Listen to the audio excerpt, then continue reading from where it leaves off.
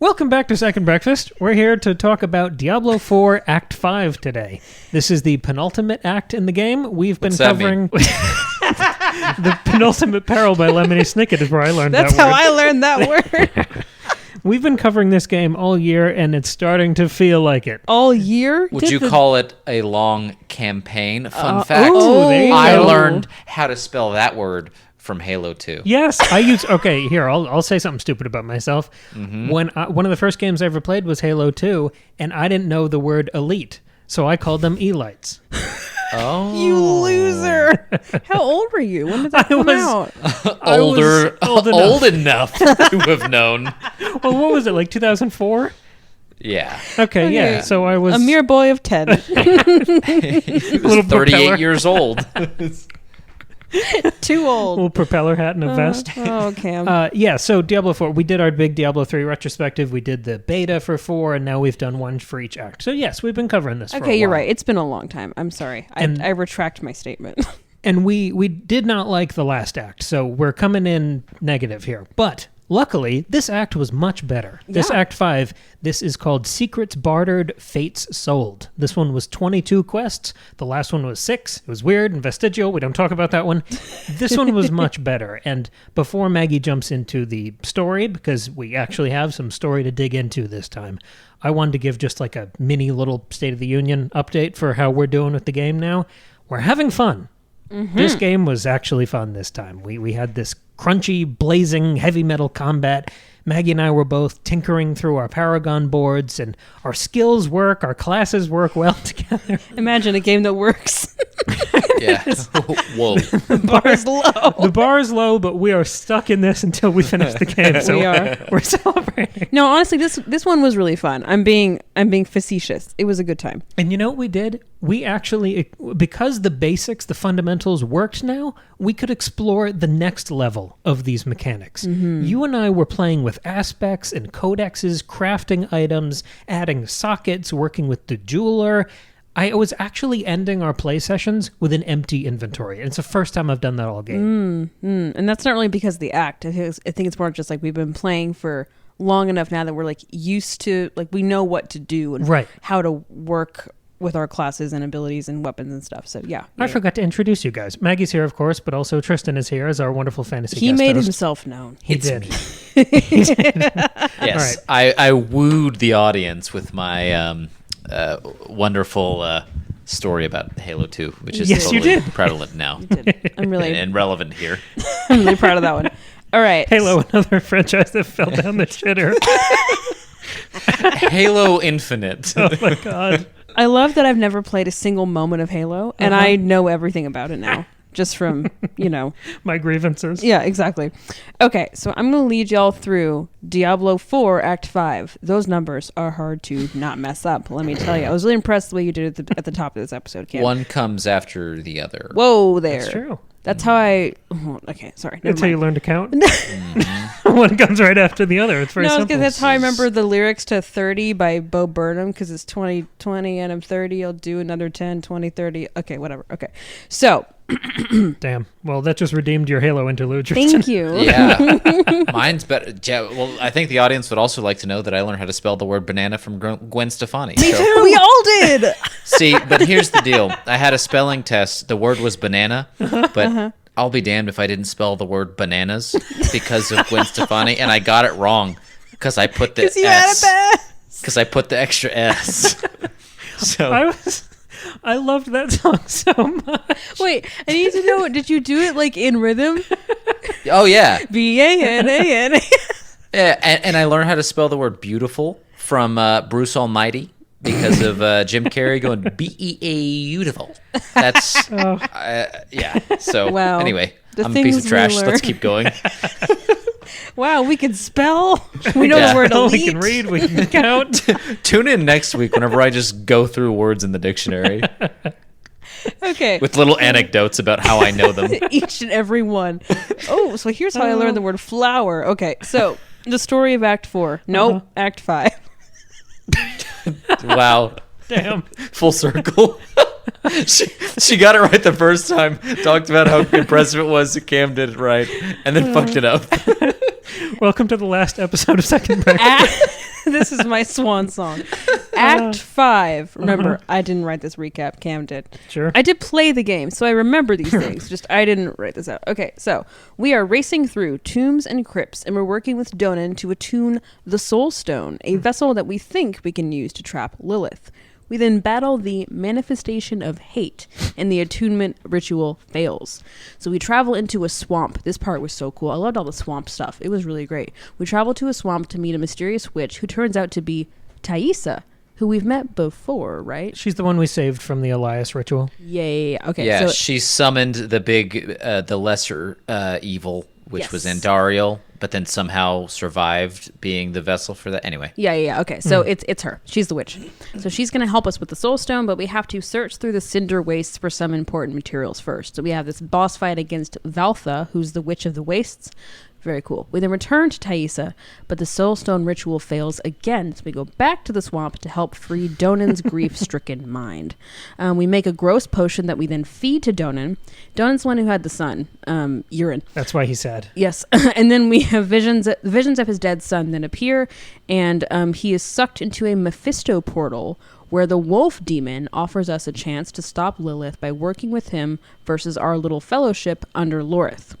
We reject the demon's offer. We then regroup, and Donan and Thaisa finally complete the ritual. We regroup with the team, and we dive into another swamp looking for a woman named Timue, who has a lead in our hunt for Elias. Timue points us towards the Tree of Whispers, which is a keeper of secrets and severed heads. It's really, really cool. They're all like hanging down from the tree. We search for some creepy serpent eyeballs to open a doorway through the swamp and we find some incense. We fight a poisonous boss called Malin, who is the Snake Queen. Isn't that your favorite professor's last name? Yes, it was spelled differently, or Shakespeare professor. Yeah, I was like, Yeah. I had that exact thought. Shout out Professor Malin. Shout out to, he was Thesis great. advisor.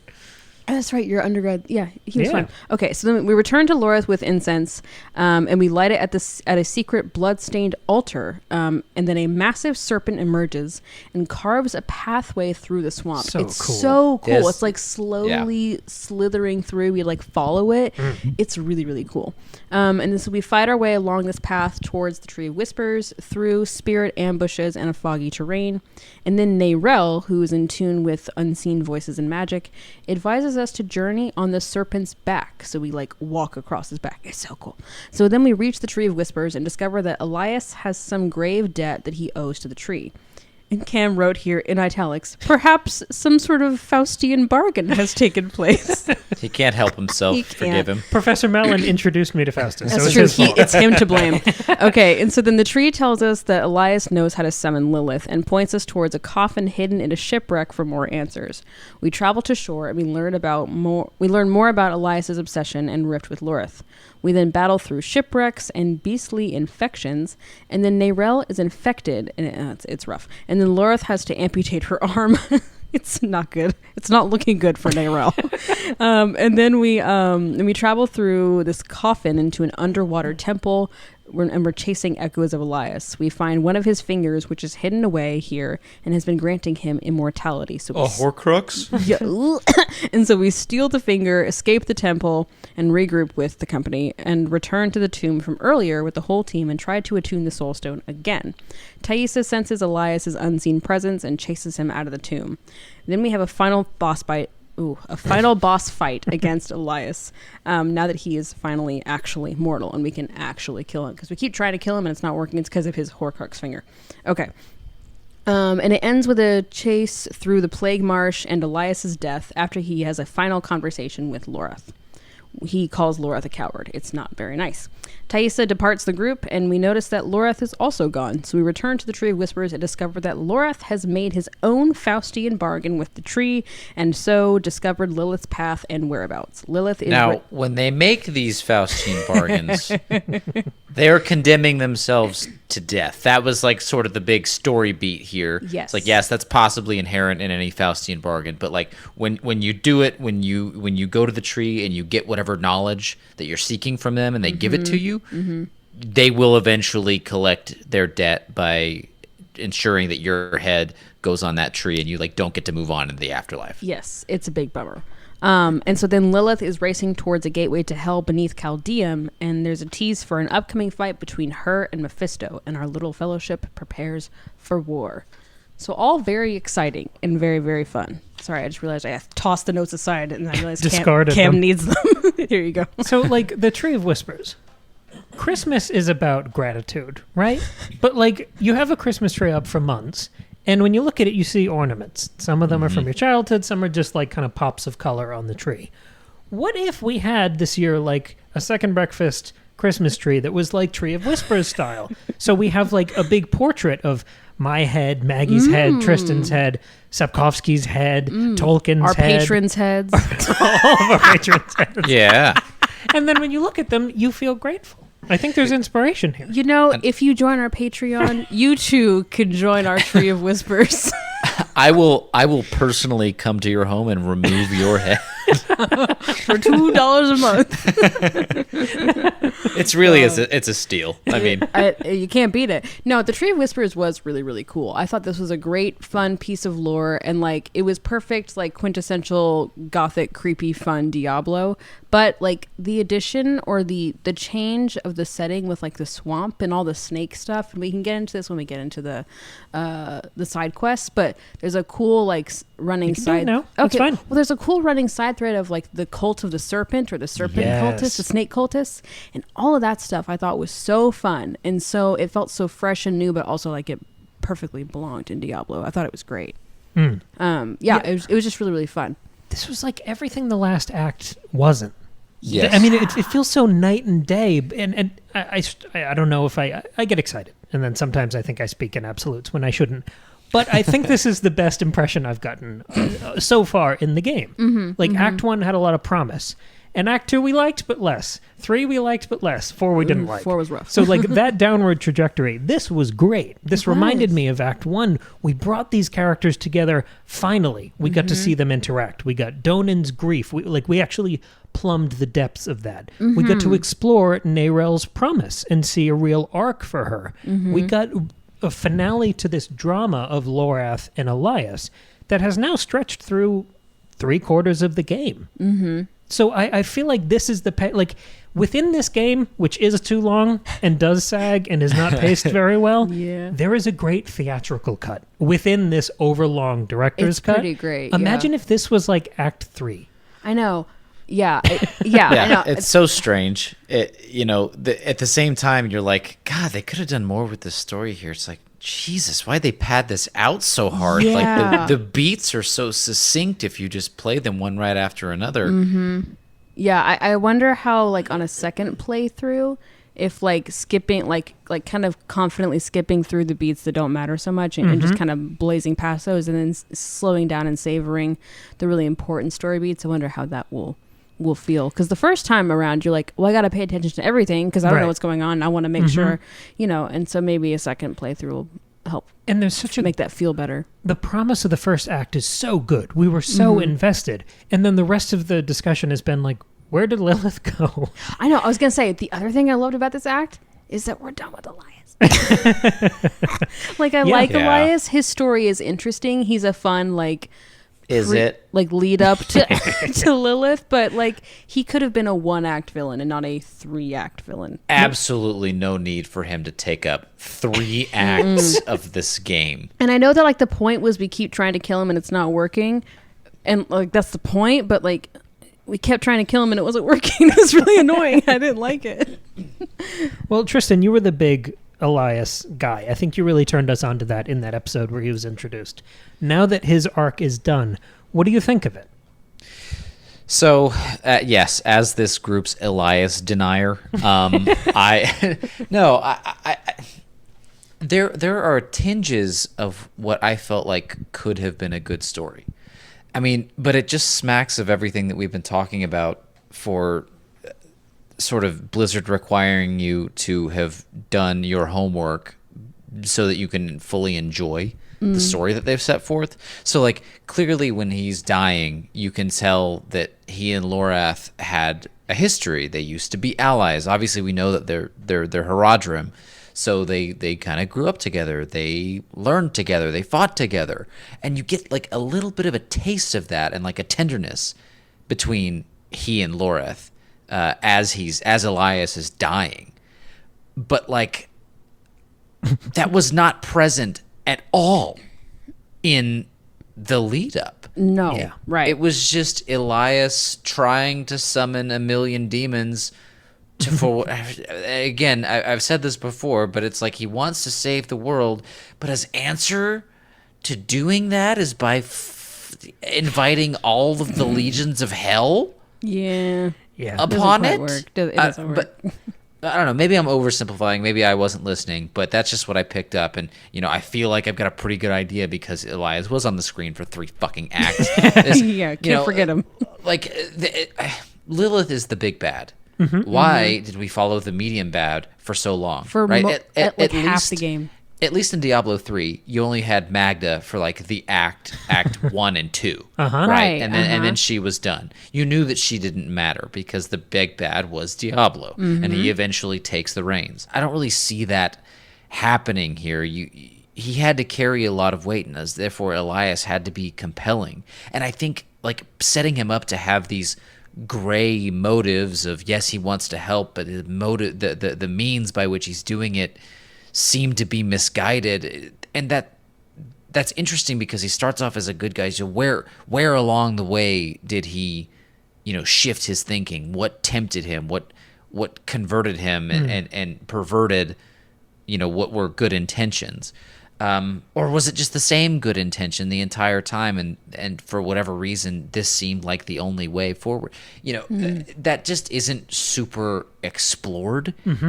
And I think he would be way more compelling if he had been, the big bad of the game, right? But because he's set up as this, and I say that because if he had been, he would have had more time to develop. And he gets the most character development out of he and Lilith in the game.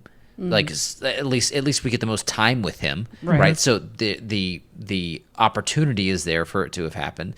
And if it was only him and not Lilith, and I wasn't constantly like looking behind his shoulder to see when the real good bad guy was going to come up, maybe I would have liked him better. But he was always just a means to an end. He was so inconsequential to me that I knew he was just a step that I was going to have to cross in order to get to Lilith, that I never really took the time to invest in him because his purpose had already been fulfilled. Right. And I also feel like he didn't, like every time we had to like face him again, it wasn't anything new. It was just the same thing again. It wasn't like... Name one attack he did. I don't... Yeah, like if they had kept like upping the stakes or like, oh, like you thought he was... it was about this, but actually it's about this. Like it wasn't even that. It was just, oh, it's him again. Like, I don't know. It didn't go anywhere. It wasn't like, oh, he keeps getting more and more threatening. Like, oh, it keeps getting worse and worse. It was just, oh, it's him again. He was the middleman. Yeah. We knew he wasn't the real thing, which also meant for all the screen time he had, he was keeping us from the real thing. Yes. So it's just like, I want to get done with you so I can get to the cool villain. And I love him. I mean, I was invested in him because I really care about Loreth, because he's sort of our mentor, our Gandalf, and that the treachery between them, the history between them is compelling. Yeah, it is. But like Tristan said, imagine if Elias was the main villain for this game and you stop him right at the end and you kill him after he's successful. And we know, I mean, they confirmed today they're doing annual expansions, and we know it's an ongoing game with seasons. Imagine if it's basically you kill Elias right after Pandora's box opens, and then you have to deal with all the big demons, and Lilith becomes the first one of that expansion. And you have a campaign leading up to her, and that's how they break it out, and you could eventually deal with Mephisto and all the other higher evils. I think that would have been much more satisfying, because you're right, this character always felt done in my head. It was so expected. I was resigned. We weren't there to watch him, we got the cinematic, but we weren't there to watch him fulfill his mission, right? So all of those character motivations that you'd see along the way, we didn't really get. We just get like the aftermath explanations. And like what you're talking about right now, like killing him right after he succeeds, right? And then having to deal with what he leaves behind, that also sets you up to eventually prevail against it. And then maybe you get to see how he was right, because once you get rid of that, then something worse comes along, right? Like that gives so much more depth to what he's doing. And maybe we're jumping the gun, right? But again, this is a completed game. This is a game that they're charging $70 for, right? For the experience that you should be able to have right out of the box. And that's simply not there. Maybe I'm spoiled, and maybe I'm asking too much, and maybe I'm, wanting something that the developers weren't really trying to put forward. But at the end of it, it's just time and time again, it's just you see the untapped potential that lies herein, because the lore and the story of Diablo is usually so gripping and compelling. You see twinges of that, or you see the glimmers of that throughout, right? With Donan and urine, and and it again the makings of the relationship between he and Donan and Lorath, right? Because that was like the original trio. They were all Haradrim together. But that's not super made clear, and you'd think that Donan would maybe have more of a connection.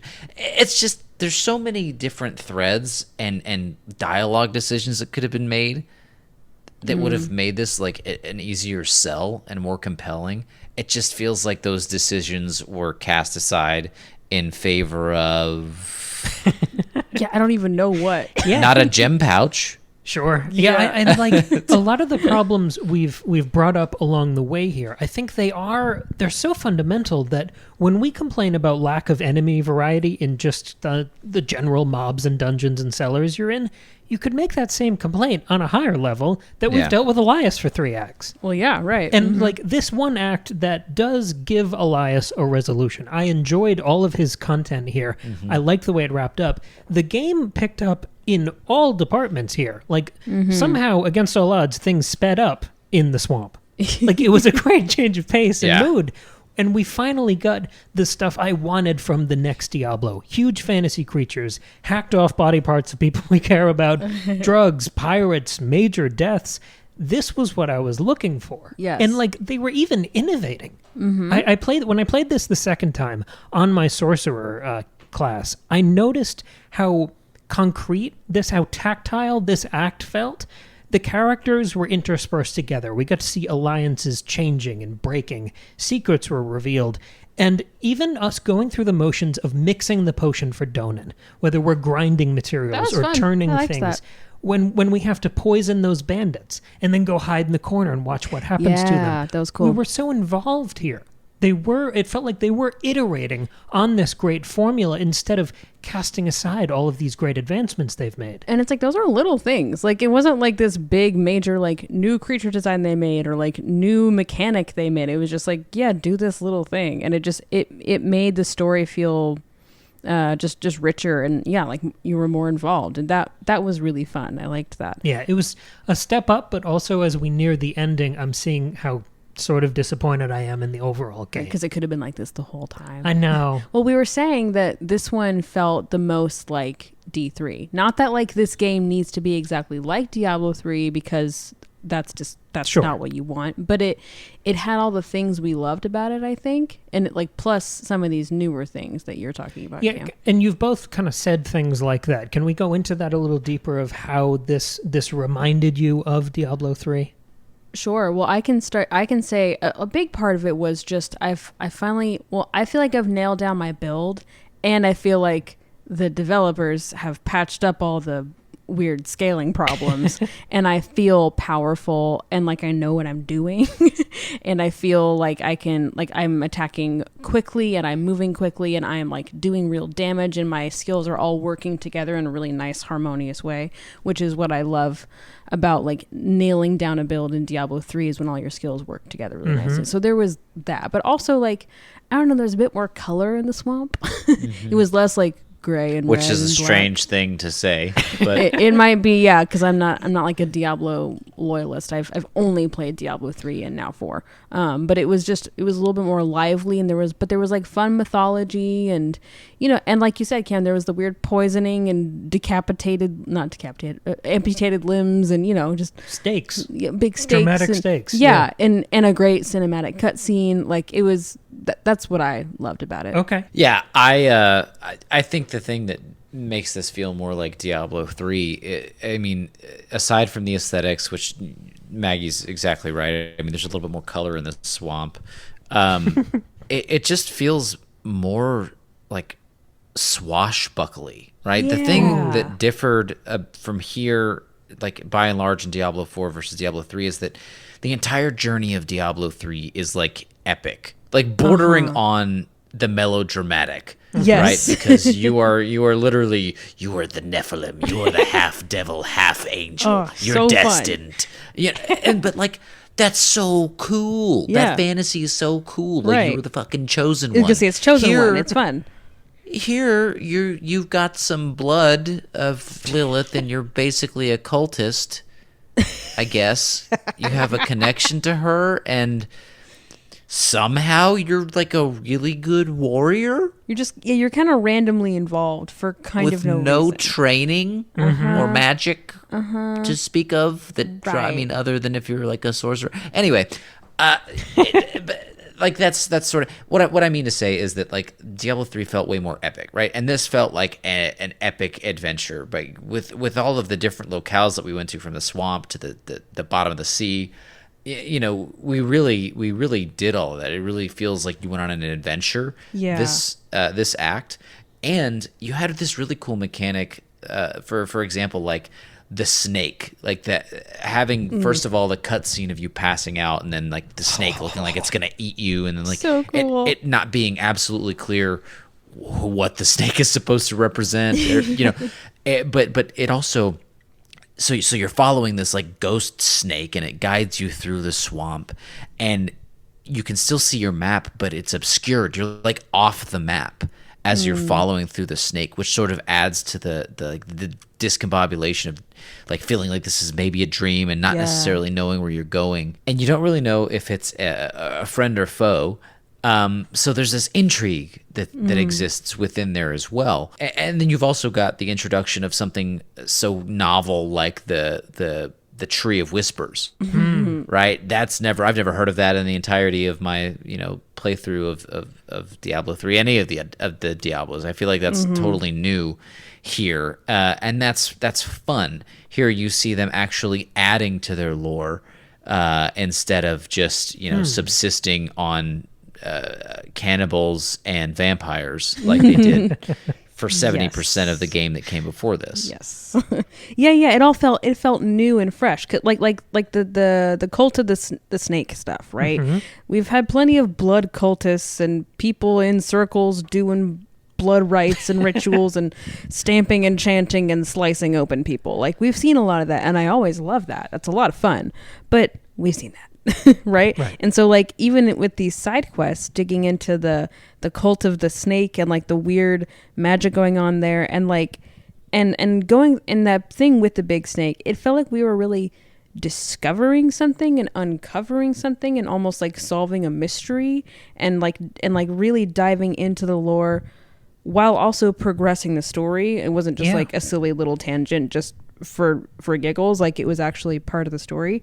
I really liked that, and I think Diablo is really the lore is most fun when it feels like Nordic or Celtic mythology. I mean, you could also connect it to like Maya mythology as well, with the big snake that traverses the underworld and stuff. But I liked how all of that felt. It was very, Flex very fun. Maggie. I want to chase something Tristan said, because you both got me thinking about this idea of melodrama. And I think it's the sincere melodrama that Diablo 3 did so well, of the goofiness played straight as an arrow. 100% straight, yeah. And we had that here. I mean, we traveled into a new realm by finding a secret coffin in a shipwreck. We chased down these big stupid snake eyes. Like it was all to get the bad guy's fingy. Yeah. Exactly. Yeah. And it was these echoes of him along the way. It was just it was great. The shipwreck was cool too. That was a fun like new type of setting that like instead of like a field of misery or a dungeon, it was like here's a weird like half water, half like land shipwreck thing. That was really fun to explore, and that felt again swashbuckly fantasy, but like in a slightly new direction than we've gone before. And the last half of Maggie and I playing this act, which was huge. I mean, this was a gigantic act compared to the other ones. We spent the second half of that cleaning up all the side content, which meant when we jumped into a bunch of strongholds, we ran through a bunch of dungeons, and at the end, every time, it was multiple legendaries. Because part of Diablo 3 for me is having a shower of fun loot. Yeah. When I was playing on my sorcerer the other day, in 1 hour, I got 3 treasure goblins. Amazing. That's all I've asked for this whole time. That's what I want. Yeah, I feel like the first 3 or 4 acts, we got maybe 2 treasure goblins. Yeah. And we've done all the side quests. I know. We're getting more legendaries now. And I know a big part of this is patching and stuff, but I wonder, is that just was that intentional?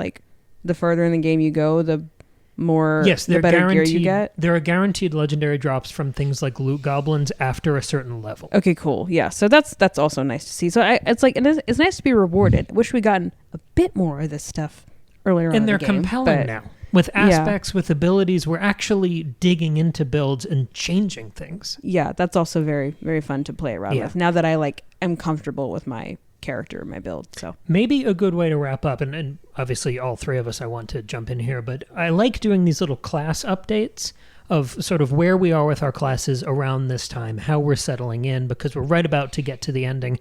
I know it was a while ago, Tristan, but do you remember how your rogue was feeling during this act? By Act 5 and into Act 6, I was really in a groove. This is when the combination of the shield that would pop whenever I got below a certain threshold of health and stayed for 5 or 6 seconds really synergized well with my twisting blades and the aspect that I had where they would spin around you after you use them and continually do damage. Yes. That coupled with I was doing a shadow damage build. I would start the combo by imbuing, just triggering my imbue damage skill, which meant that the next 2 skills that I used would impart shadow damage. And then, so I would pop it once I saw a group of enemies, and then I'd go to the first one, and I would use my Twisting Blades ability, which sticks your knives into the enemy, and then cool. I would dash through the next set, right? And then by the time I got to the end of that and I was in the middle of the group of enemies, all of those enemies that I hit along the way would have been imbued with shadow damage. And then by that time, the twisting blades that I stuck in the first enemy would come back to me, and then they would spin around all of the enemies that I was now in, and because it was imbued with shadow damage, they would all get that too.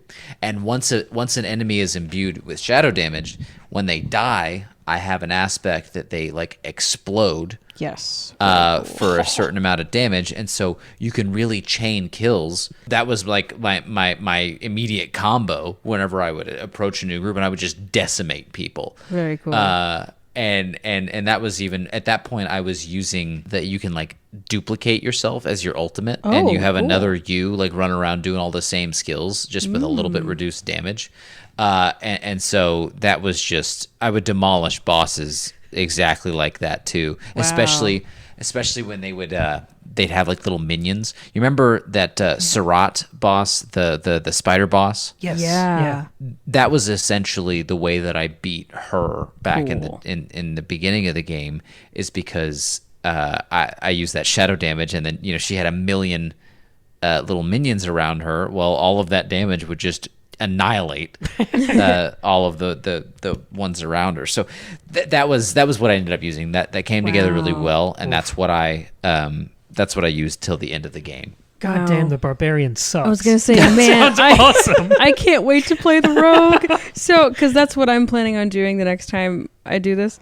Next time I play. And then when my unique skill, my class skill would trigger, and I would have unlimited resource, then you literally didn't have to move anywhere. Most of the time you're just dashing in and out, trying to avoid things, and then come back in once your skills are off cooldown. But once you had unlimited resources, you could just literally sit there in the middle of that group and keep pumping twisted blades into everybody, and then all of a sudden you'd have 15 or 20 of these active at one time, and they would just be spinning around. You're just a death ball. And they all explode? Yeah. Cam looks so upset. Yeah. Sounds amazing. Okay, I was saying that Okay, my necro is fine, but like that sounds so much better. Nothing explodes. Because I feel like I'm like battling to make my necro. I mean, it's working. You can't even use minions that do any damage.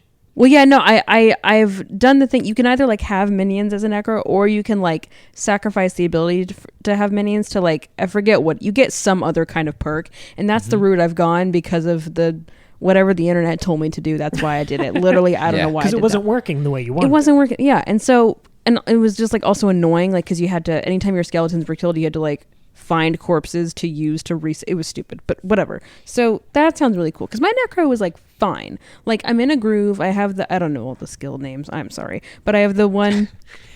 I think it's blood surge. It's confusing because they're all called blood something. Whatever. Yeah. I have blood surge and blood nova. I think blood surge is the one that like it goes like it's like it's like a starburst, and it does a lot of damage. So I like always start with that, and so then once a couple things are killed, then I use my corpse lance, which from a corpse sprouts these little like tentacles that pull surrounding enemies in and stun them, and then it helps Cam too because it like I assume it helps you because it kind of ropes them all together, and then you can attack them all at once, and then I do other things, and it's fun. But it's like it's not nearly as cool and exciting as just Tristan's rogue. I'm really jealous right now. Well, and it synergized well too because the skills that I had would proc vulnerable, right? So once you hit them enough times, you pretty soon all of the enemies around me were vulnerable, so they're taking even more damage. Cool. On top of everything else, and then when my shield would pop, it would I would be sitting in the middle, invulnerable, and just doling out a bunch of damage. But eventually, once the game was done, I did have to move on from that build because enemies got tough, and I needed to like make better use of my L1 skill, which I was using like invisibility for. Because if things got too hot, I could become untouchable or invulnerable and like move out of the way and reposition while all the other skills cooled off. Okay. But then I eventually changed it back to the the poison trap. So there's 2 traps that you can have as a rogue. You have a poison trap, and then you have an ultimate like death trap skill, which is just like a bigger version that does immediate damage. But I'll get into that later. But a lot of cool things. A very fun class to play. Wow. Yeah. I'm at the point where it's like I feel like I've done my duty with the necro, and I don't really have anything else to do with it. So that's kind of where I'm like eager to try the next thing. Like I feel like I've found my full potential, and I'm like, great, I'm kind of done. So how's your barbarian, Cam? Well, I think we did a good job. We picked the 2 worst classes, but together they sound a quarter as fun as Tristan's. I think ours do work together well. There is that. Because you group things up well, and then you hit them. But because and I have range capabilities. Yes, so exactly. And you also move slower than me. So I move faster, but I can't gather anyone up. I'm as big a weapon as I can find, bleed damage. With everything spec'd towards resource generation, shouts that make me stronger and make my effects last longer. So I can get in there, do the whirlwind, and just rip things to shreds. But because I'm a hard-hitting brawler, I'm also pretty weak, and I don't have much range. So I feel like together we've balanced really nicely, but both of these classes solo I think would be fairly miserable. Yeah, I totally agree with you there. Like we have adapted to the game to the point that health is okay, movement speed's okay, especially with the horse. Yeah. Resource generation has gotten better. Health is a lot better. It used to be like you were like on death's door every time we had to fight more than 2 enemies at a time. It was rough. But it is still jarring every time I switch to the sorcerer, which is great. I love the sorcerer. It's the year of the sorcerer between Elden Ring and this. And every game now I'm picking this class, and I'm a full lightning build sorcerer, doing as much damage and as much tendrils of electricity running around as possible. When I get into a big mob, I can just light everyone up. It's sizzling. It's a great time. Yeah, I've seen you at it. It's pretty cool. And I'm at the same level, basically, as I am with the Barbarian with you, so I'm into Paragon points. I've got great resource generation. I've maximized that build pretty much, where even solo, I don't feel like I have to shy away from anything. I can tackle strongholds alone. I can tackle any dungeon. And I have a great time playing the Sorcerer. So I feel like I've gotten to the point that I sort of wanted early on, which, because in Diablo 3, things feel great real quick. Yeah. And I feel like I'm at that point now with both of these characters. So even if I could complain before, I'm pretty happy now. That's good. That's good. We're going into the ending. The next episode's going to be the end of this story and presumably Lilith. I don't know what I want from this. I think the big thing is I want to see a big new environment. The thing that made this act for me was the swamp. I want to see hell. I want to see demons. I want to go full heavy metal album cover. If I have to go into the desert one more time, I'm going to lose my mind. I don't want to go into the desert anymore. I'm tired of it. Yeah. I think my biggest hope is that it's not just a tease for Lilith until the very end.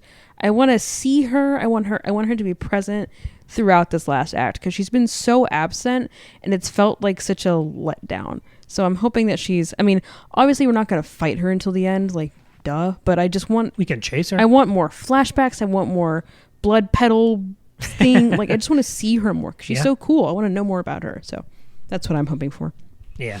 I mean, Tristan, I know you're kind of biting your you can't tongue here, so you don't spoil us. No. You said previously you liked the last act, correct? Yes. Okay, good. That's good. That's a bright note. And I can tell you now that the elements that you're looking for show up in full force. They really do continue the momentum that they build in this act. It's a really strange thing what they decided to do with the middle swath of this game. But they start and I think they finish pretty strong. Okay, great. Awesome. That's awesome. Okay. That's great to hear. Well, for everyone listening at home, hopefully you're either playing along or listening along, and you're excited too for the last episode of this little Diablo series. We might cover the seasons if they're worth it, but we will certainly be covering Act 6. That'll be as soon as we can run through the story, probably in a few weeks. But Maggie mentioned earlier, we are on Patreon now for our monthly bonus episodes, and our entire back catalog of bonus episodes can also be found there. We've got episodes going up every single Tuesday and Friday over on YouTube. And honestly, most Tuesdays and Fridays. I was going to say, most of the time there's extra Tuesdays as well. And again, just because we keep pushing people in this direction, a couple weeks ago, we got to interview the director of the scariest movie we've seen this year, Anthony DeBlasi, talking about Malum. That was so much fun. Yeah, check that one out. Definitely check that one out. There's a crossover of people who like Diablo and people who will like Malum. So horror. Exactly. Yeah. If you want to see really scary demons, also, watch Malum. Don't forget, the best perk of joining our Patreon is that you too can be on our Christmas Tree of Whispers at the end of the year. Christmas Tree of Whispers. Perfect. You're titling the YouTube video, I think. All right. Well, yeah. Thanks everyone for being here. Thanks Tristan for joining us. Yes, always. Oh, of course. All right. And we will talk to you on Tuesday. Have a good weekend. Bye. See ya.